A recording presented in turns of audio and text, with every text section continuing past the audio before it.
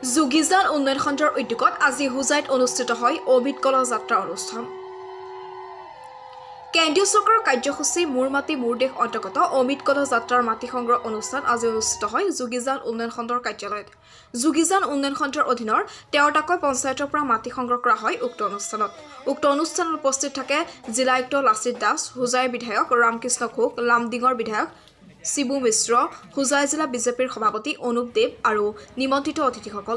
উক্ত অনুষ্ঠানত কেইবাগৰাকী অৱসৰপ্ৰাপ্ত সেনা জোৱানক সম্বৰ্ধনা জনোৱা হয় উন্নয়ন খণ্ডৰ তৰফৰ পৰা।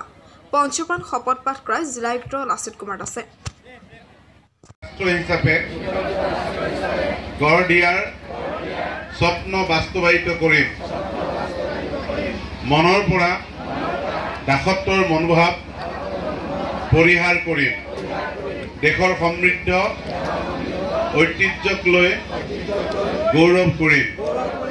দেশৰ একতাৰ বান্ধোন সুদৃঢ় কৰিম আৰু ৰাষ্ট্ৰৰ সুৰক্ষাত নিয়োজিতসকলক সন্মান জনাম। নাগৰিক হিচাপে মোৰ কৰ্তব্য পালন কৰিম। ধন্যবাদ। আসন গ্ৰহণ কৰক।